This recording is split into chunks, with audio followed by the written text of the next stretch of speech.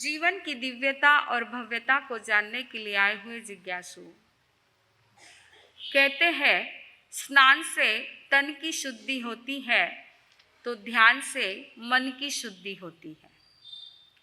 स्नान से तन की शुद्धि होती है तो ध्यान से मन की शुद्धि होती है, परंतु जन्म जन्मांतरों के पापों की शुद्धि महापुरुषों को वंदन एवं उनकी भक्ति करने से हो जाती है। भक्ति यह एक सरल मार्ग है भगवान तक पहुंचने का।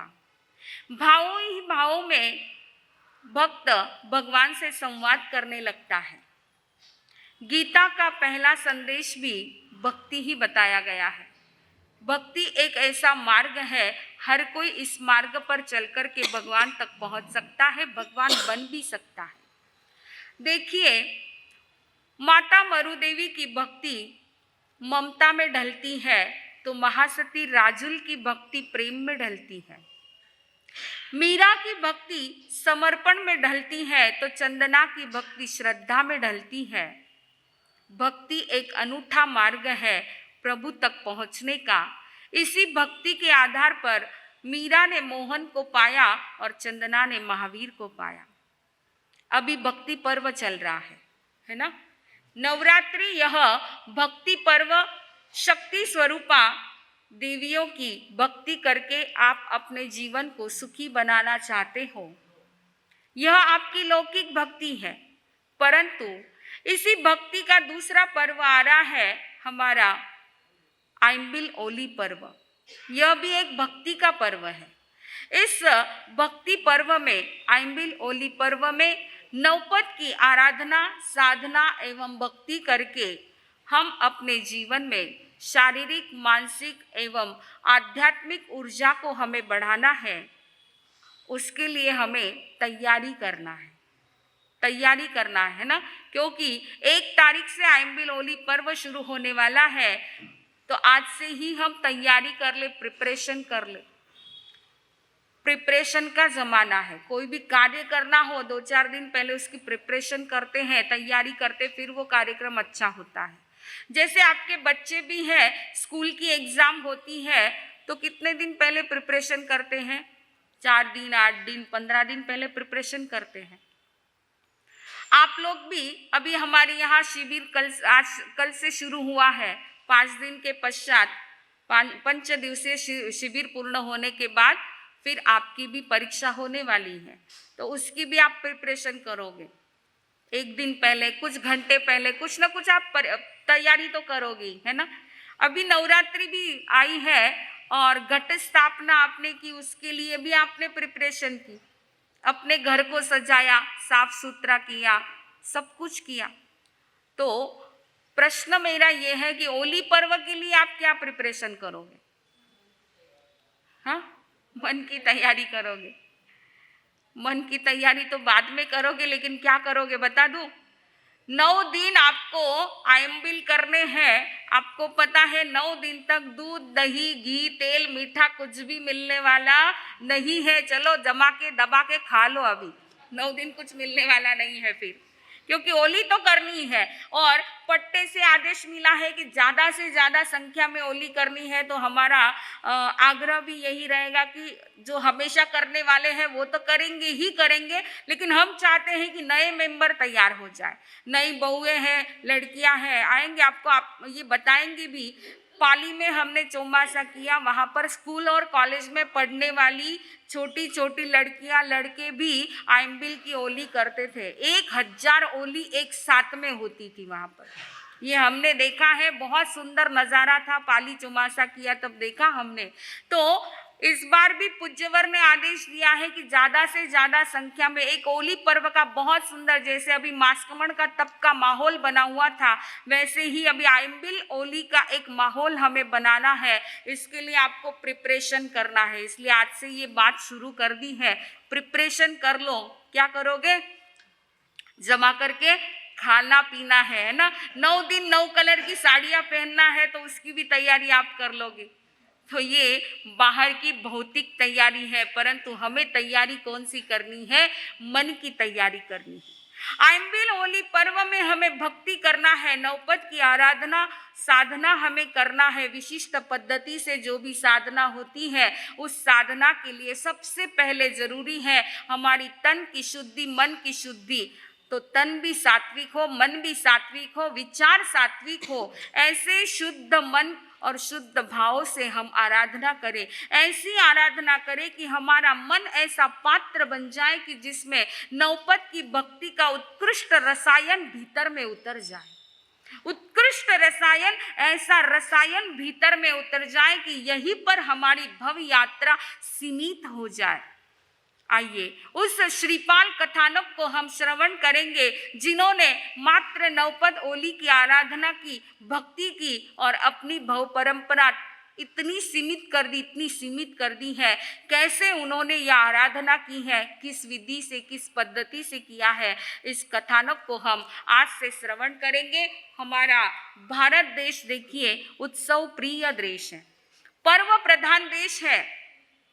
यहाँ पर कोई भी छोटा मोटा पर्व क्यों न हो, बड़े उत्साह के साथ उत्सव मनाया जाता है।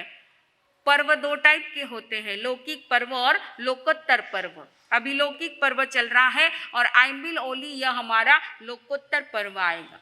हर एक कोई भी पर्व हो, हर एक पर्व के पीछे इतिहास की रहस्य भरी दास्तान छिपी हुई होती है। ऐसे ही आइंबिल ओली इस पर्व के पीछे श्रीपाल कथानक की बहुत महत्वपूर्ण यह कथानक आता है। और कथा एक ऐसा माध्यम है जिससे जटिल से जटिल बात भी सरलता से समझाई जा सकती है। कथा के माध्यम से सामान्य जनता को बोध दिया जाता है।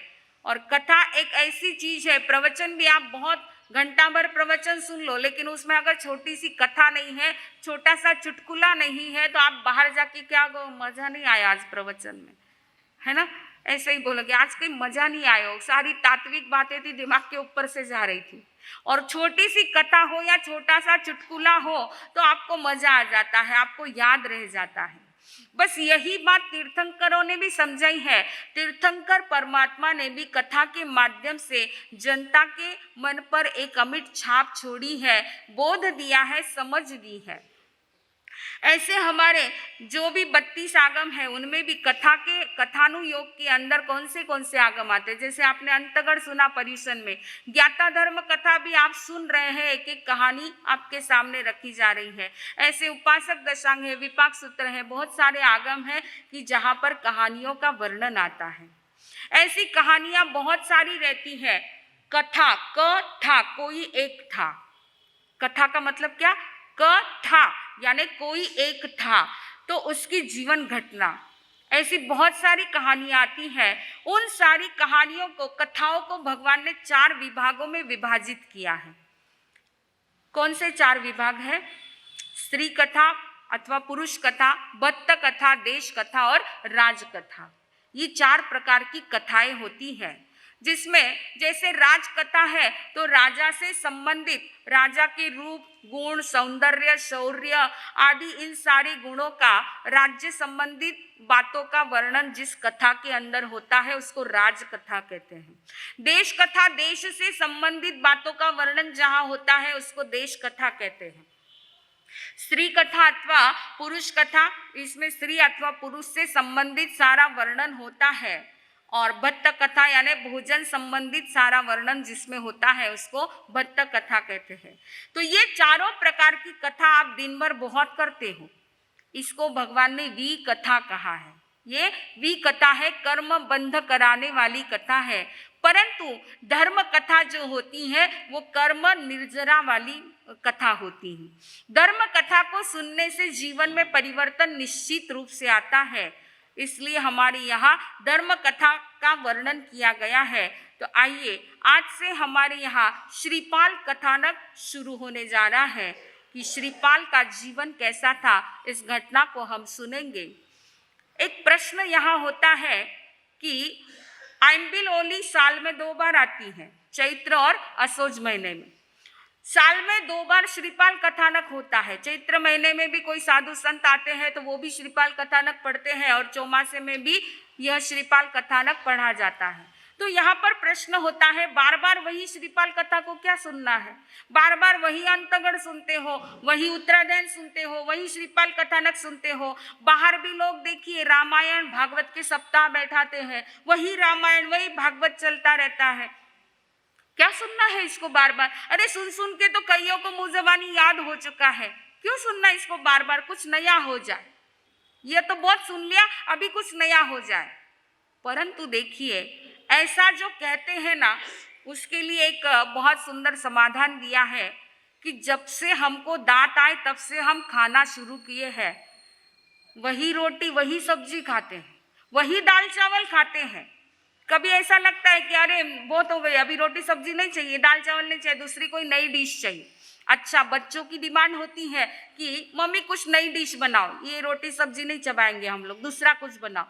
तो मम्मी अगर सोच ले कि 10 दिन 15 दिन इसको तीनों टाइम मात्र डिश दो, रोटी बिल्कुल नहीं देना, आखिर 16वें दिन वो बच्चा आपको आके बोलेगा मम्मी आज तो रोटी दे दे, पेट नहीं भरता है, इससे पेट नहीं भरता है। अरे आप रिसेप्शन में जाते हो, शादी ब्याह के रिसेप्शन में जाते हो, वहां भी बहुत सारे 50 तरह के आइटम होते हैं, बहुत खाते हो, लेकिन कई लोग आकर के कहते वटे जाइने पेट नहीं भर्यो, घरे आइने एक फल को खावा जरा पेट भरे, दाल चावल खाएंगे थोड़ा तो ही पेट भरेगा।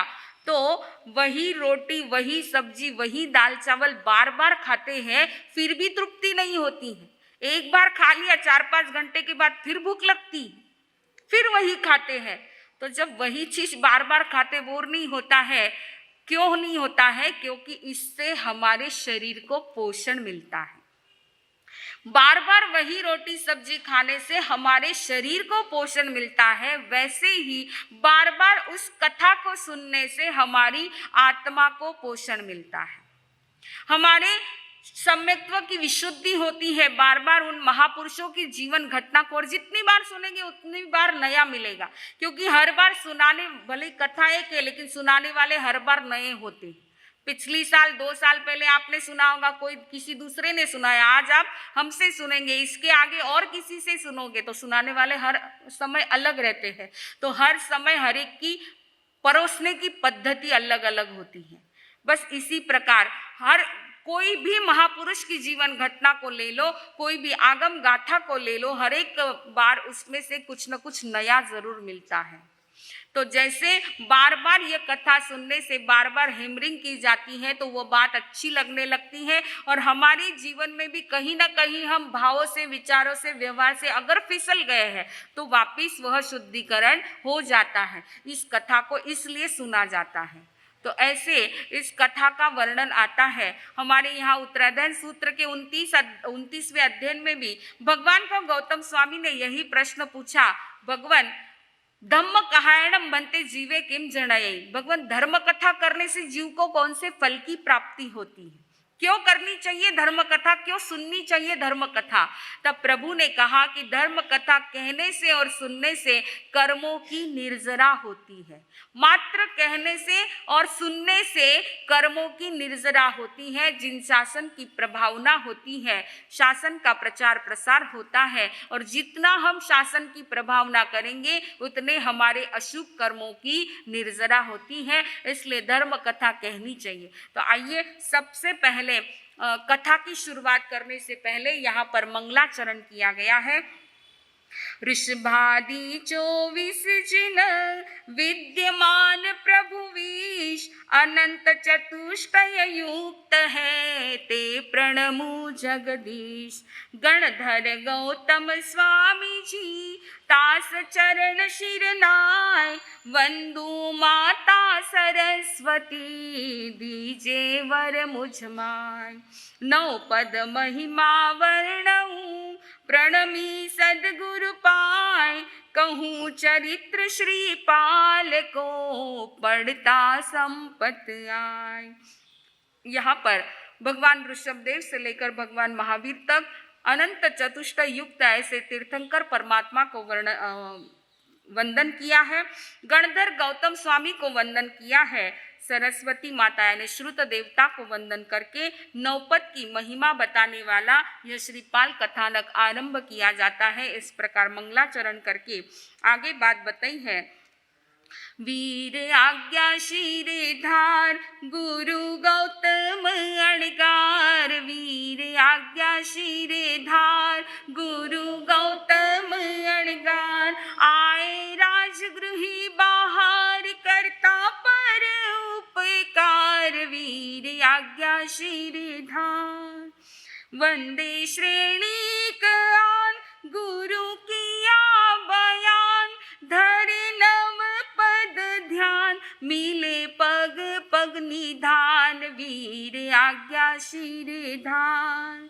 श्रेणी का पूछे सुजान, धरा किसने यह ध्यान, हुआ किसी का कल्याण, कहो आप ज्ञानवान, वीर आज्ञा शिरधार। एक नृप श्रीपाल जपा नव पत्रिका, हुआ पल में निहाल, सुनो श्रेणी का भूपाल, वीर आज्ञा शिरधार। परमात्मा प्रभु महावीर की आज्ञा को धारण करके गणधर गौतम स्वामी अपने शिष्य संपदा के साथ विचरण करते करते राजगृही नगरी के बाहर उद्यान में पधारे हैं। उद्यान पालक की आज्ञा लेकर के, अवग्रह भूमि की आज्ञा लेकर के गौतम स्वामी वहां पर विराजमान हुए हैं और उस उद्यान पालक ने महाराज मगध सम्राट श्रेणिक के पास जाकर के यह शुभ वार्ता सुनाई है कि हे महाराज, मगध सम्राट श्रेणिक आपके उद्यान में राज्य के बाहर जो उद्यान है उस उद्यान में गणनायक गणधर गौतम स्वामी अपने शिष्य संपदा के साथ पधारे हैं और वहां पर अवग्रह भूमि की आज्ञा लेकर के विराजमान हुए हैं। जैसे ही यह सूचना सुनी, श्रेणिक राजा जो है हर्षोल्लासित हो गए हैं, एक एक रोम पुलकित हो चुका है। ओहो, भगवान गणधर गौतम स्वामी मेरे राज्य के बाहर उद्यान में पधारे हैं और इतने खुश हो गए कि सूचना देने वाले को बधाई में अपना मुकुट छोड़ करके बाकी सारे आभूषण उतार करके बधाई में दे दिए हैं। बंधुओं, यह वर्णन हम आगमों में हर जगह पढ़ते हैं कि जिसने भी शुभ वार्ता दी है उनको वह आभूषण आदि भेंट स्वरूप में देते हैं। आप क्या बधाई बांटते हो? कई बधाई बांटो आप। अरे भक्ति चाहिए, ये आस्था होती है, भक्ति होती है, तभी ऐसी क्रियाएं, ऐसी शुभ क्रियाएं घटित होती है। आपकी तो कैसी बात है कि आपको साधु संत बिल्कुल सुलभ हो चुके हैं, है ना। 4 महीने तो सुलभ है ही है। अरे 4 महीने है, पता है 4 महीने यहाँ पर साधु संत रुकने वाले, कहीं जाने वाले नहीं है। तो जैसे समय मिलेगा वैसे हम जाएंगे। पर्यूषण के 8 दिन में बराबर सब पहुंच गए। आज क्या स्थिति है? आज क्या स्थिति है? क्यों है ये स्थिति? क्योंकि आस्था और श्रद्धा में कहीं ना कहीं कमी हो जाती है, इसलिए ये स्थिति। और यही अगर मैं सूचना दे दूं कि कल अमिताभ बच्चन यहाँ पर आने वाला है, बैठने को जगह नहीं मिलेगी, है ना, बैठने को जगह नहीं मिलेगी यहाँ पर। तो ऐसी स्थिति है।